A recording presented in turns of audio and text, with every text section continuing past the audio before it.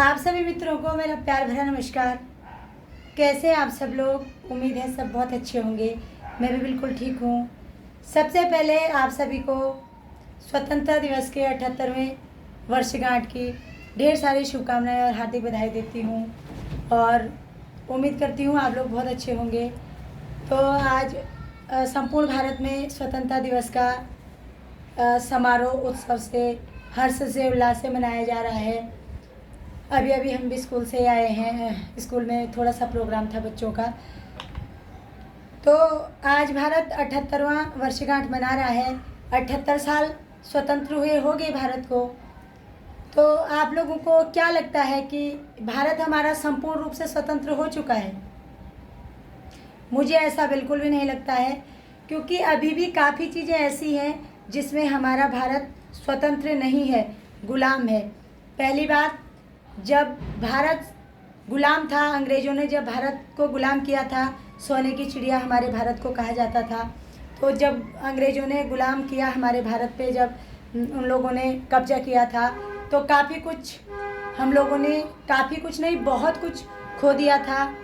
और आज जब अंग्रेज़ हमारे भारत को छोड़ के गए, तो अंग्रेजी आज की डेट में हमारे संस्कृत को तो बिल्कुल खा चुकी है और धीरे धीरे हमारी राष्ट्रभाषा हिंदी को भी अंग्रेजी निगलने पे आई हुई है। वो हम लोगों की कमज़ोरी है, हम लोगों की लापरवाही है। आजकल पेरेंट्स अपने बच्चे को सुप्रभात, राधे राधे ऐसा कुछ भी नहीं सिखाते, good morning. English medium choose करते हैं, सरकारी स्कूल के बजाय प्राइवेट स्कूल चूज करते हैं।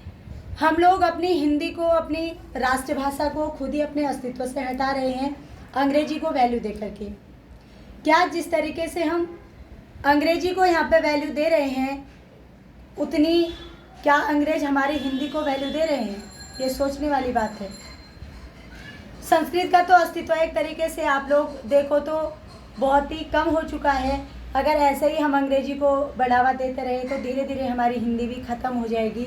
हमारी राष्ट्रभाषा, मातृभाषा तो बहुत कम ही हम लोग अब जैसे जो जिस राज्य से है वहाँ की जो हमारी मातृभाषा है उसको बोलने में लोग शर्म कर रहे हैं कि नहीं, अगर हम पहाड़ से हैं तो पहाड़ी नहीं बोलेंगे, हमारे बच्चे बाहर रह रहे तो उनको पहाड़ी नहीं सिखाएंगे। क्यों नहीं सिखाएंगे?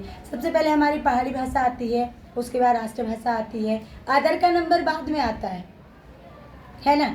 तो हम लोग क्यों अंग्रेजी को इतनी इम्पोर्टेंस दे रहे हैं? क्यों इतना महत्व दिया जा रहा है अंग्रेजी को? कल को अगर हमारी हिंदी का अस्तित्व खत्म करती है अंग्रेजी, तो उसके जिम्मेदार हम लोग हैं। और रही बात हमारे देश को स्वतंत्रता की, तो मेरी जो राय है वो ये कहती है, हमारा देश उस दिन स्वतंत्र होगा जिस दिन हमारे देश में एक सबसे बड़ी कुप्रथा अभी भी चल रही है, दहेज प्रथा। अभी भी कई राज्य ऐसे हैं जहाँ पे तोल के हिसाब से दहेज दिया जाता है और बेटी को दहेज के लिए जलाया जाता है, प्रताड़ित किया जाता है, उसको मारा जाता है। जब तक दहेज प्रथा खत्म नहीं होगी हमारा देश स्वतंत्र नहीं होगा।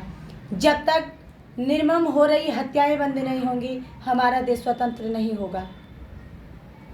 जब तक हमारे देश की कौम एक दूसरे से लड़ना बंद नहीं करेगी तब तक हमारा देश स्वतंत्र नहीं होगा।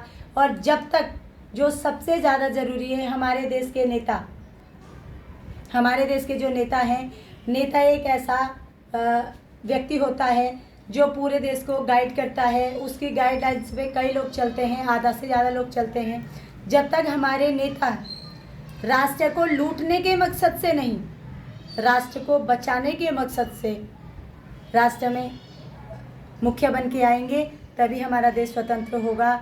और जब तक ये सब चीज़ें नहीं होती हैं, हम आज भी किसी न किसी चीज़ के गुलाम हैं। भले ही हम स्वतंत्रता दिवस मनाते हैं क्योंकि उस दिन तो अंग्रेज़ों से आज़ाद हुए थे, लेकिन जो हमारे देश के बीच में ये सब कुछ हो रहा है, ये बंदिशें हैं, ये अत्याचार हैं, ये क्राइम हैं, इन लोगों से तो हम अभी भी क्या हैं? गुलाम हैं। कहाँ स्वतंत्र हुए हैं? तो कई लोग मेरी बात को सुनना और राय देना इस चीज़ के लिए, क्या मैंने सही बोला या गलत बोला। और इसी के साथ आप लोग स्वस्थ रहिए, मस्त रहिए, अपने कामों में व्यस्त रहिए। जय हिंद, जय भारत, वंदे मातरम।